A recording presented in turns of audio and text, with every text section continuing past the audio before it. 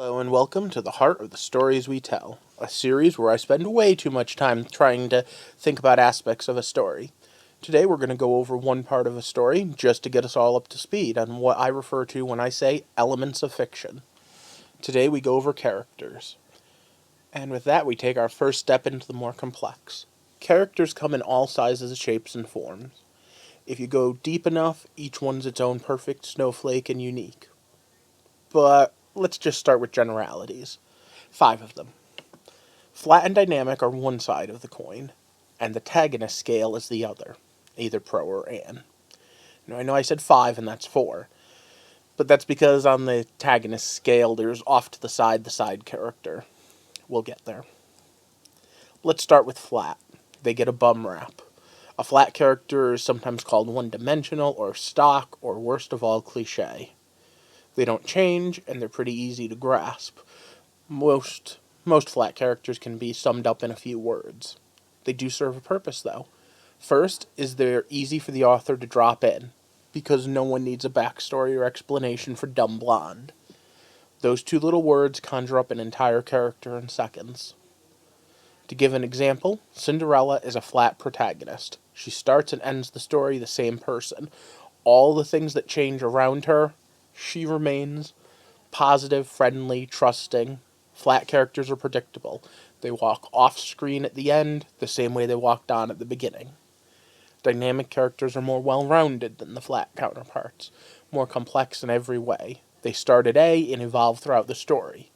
Now this means they're a scale in and of themselves. Some evolve a little, some a lot. They make up a scale through how complex they become. The easiest example is Scrooge. No, not McDuck. The one from Dickens. He changes a lot during the story. Just, well, read the book, or watch a play, or see a cartoon, or one of the live-action adaptations. The idea is you get to know more about them and see different sides of them as the story progresses. The choice of flat and dynamic isn't as easy as it sounds. It creates ripples throughout your story. Too many flat characters and your world looks fake, too many dynamic and the story gets confusing. You need to mix and match. Each one a tool within your toolbox. Sometimes you can even pull the rug out from under the readers by introducing a flat character and later revealing them to be very dynamic. Imagine reading a mystery novel with a dumb blonde maid.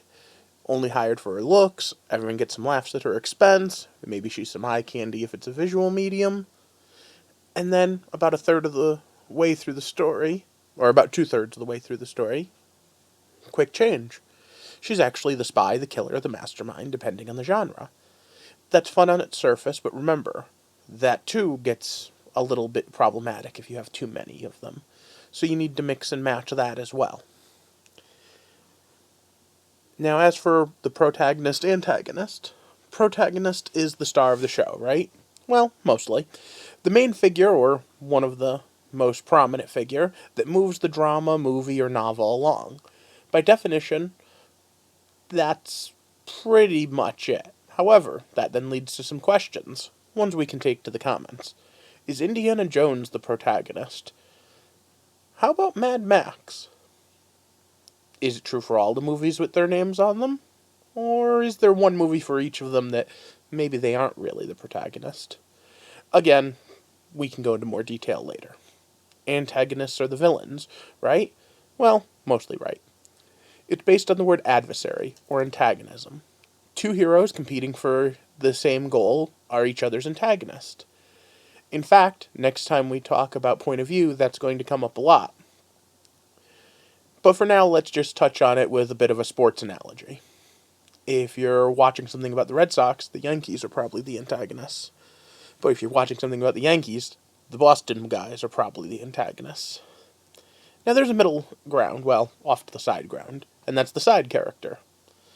But we'll get into that in a moment. For now, when you put the 2 scales together, you find your character. Dexter is obviously a bad guy villain. He's very complex and dynamic. But the story is from his point of view. So that makes him, well, it makes Dexter a dynamic protagonist. A villain protagonist, to be exact.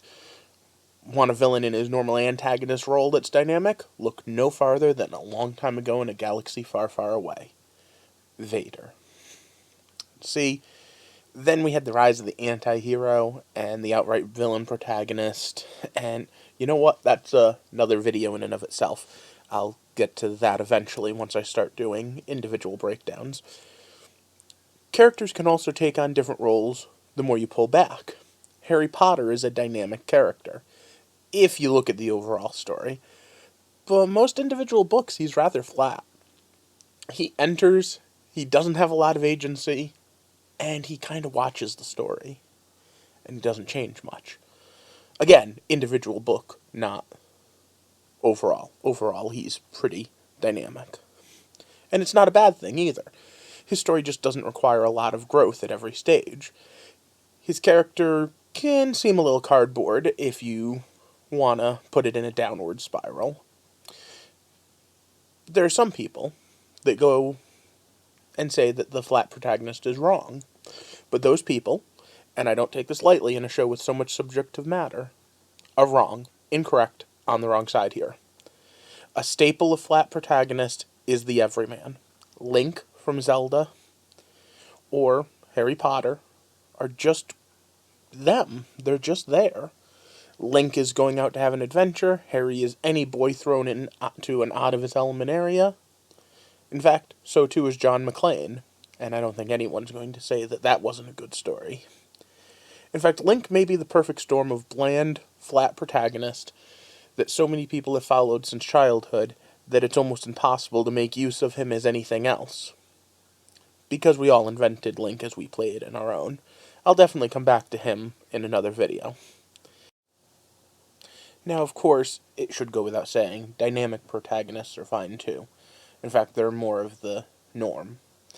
I don't expect many people to see themselves in Tony Stark or Ethan Hunt. Now, if you see a lot of yourself in Dexter, please seek help. I mean, call someone. Now, stop the video, call someone.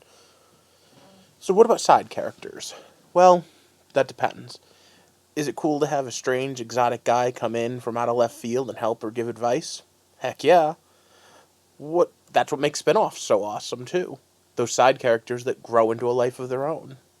But if you have one scene to introduce a politician, he will only be in 3 scenes or 4 scenes throughout your story. It may help to just break him down to a stereotype and leave him a bit flat. There's a time and element, too. Even the most long-winded series only has a finite amount of time. Your world may seem much more complex if everyone you run into is well-rounded, but is it really worth it? If I spend 5 minutes of a movie introducing Tom Bombadil, he better be super important. If my TV show introduces the Blackfish and has him play an important role in 45 minutes of 9.5 hours of Season 3, and then he never shows up again, that's kind of a wasted amount of time. Both of these examples are things that worked well in the book and not so well on screen. But fans will tell you, and trust me, every character in the book has fans, why doing them not at all makes the adaptation a bad adaptation. Now, picture what one minor change could make, whether it be the setting they're in, cheap plug for my setting video, or something as little as age or gender. Consider this case point, Golden Girls. Right, I'm old. It's from the mid-'80s to early 90s. You can Google it later. It's a comedy about 4 women. Each can be summed up pretty flat. We have the slutty southern debutante, the airhead blonde farm girl, the no-nonsense professional woman, and the 3 of them are living with the mother of the no-nonsense professional woman. Her stick's a little more to be explained. She had a stroke, and now, no matter what, doesn't have a little editor in her head, so she says things that are very non-PC. All of the women were single, but had families at some point in their past, and are now past retirement age. Now, if you change the story by modernizing it, or by making them younger, or, you know what, never mind, strike that. I'm going to pitch to Hollywood the younger version of them and make a mint. What about gender, though? I was going to use elementary in my setting video. CBS remade Sherlock Holmes. It's a modern retelling. The setting changed from England to New York's a big deal. The setting change from its time period to modern day is a big deal. However, I think Joan Watson is a much more interesting thing to look at. The characters imagined by Sir Arthur Conan Doyle didn't have much in the way of sexuality, so the gender of Holmes or Watson is really unimportant. Watson was a former medical doctor, a mental equal to Holmes, and more normalized in society than Holmes. Really, that's about all that matters, and Joan Watson delivers all of that as well as any John Watson ever did. Now, of course, there are differences in male and female characters. Contrary to popular belief, the sexes are different. They never sexualize her, though, and that's something that I'm very glad about. It would be all too easy to turn Elementary into a moonlighting Remington Steele type show. Will they, won't they? But they don't. If anything, this Watson is a more equal of Holmes than several of the others we've seen. She's not just a sounding board. She's an equal investigator right alongside him. So I could easily make a whole video comparing characters across genre, and throughout the videos I probably will. But for now, let's just look at some iconic characters. Batman and Lucy Ricardo. No, I'm not writing some crazy 1960s fanfic with Adam West guest starring on I Love Lucy. Well, not yet at least. But both are great dynamic characters that are hard to say are not popular. One is very unrealistic. They exist in a crazy world where you need to accept all sorts of things that we take for granted and couldn't happen could. And the other one fights crime dressed like a bat. Okay, so, to be honest, they're both characters written long ago that are still entertaining today. Lucy is funny, Batman most of the time not so much. However, there are some basics when you look at the character. You know, who they really are, and how they do the things they do, that might surprise you how similar they are.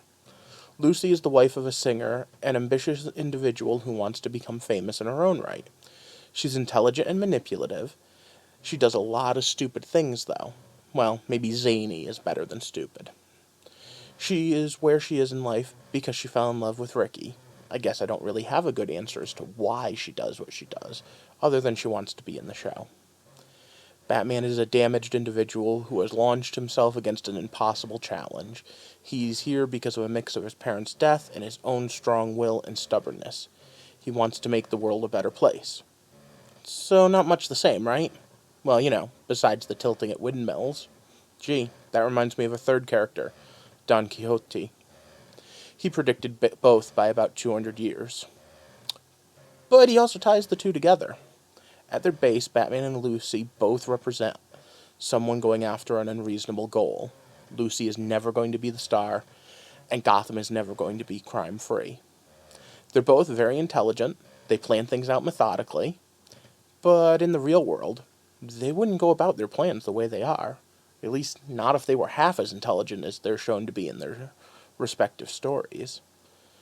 Bruce for mayor or governor would make much more sense. There's a lot of ways he could use the Wayne Foundation money to just make Gotham better. Lucy, on the other hand, could go out and get her own agent, take actual singing lessons, actually try to do something not directly related to Ricky. But the fun of the story comes from the fact of the ridiculous things they do. Now, ridiculous in Lucy's case are zany and funny, and ridiculous in Bruce's case are normally violent and action-packed. But at the end of the day, they're both basically doing the same thing.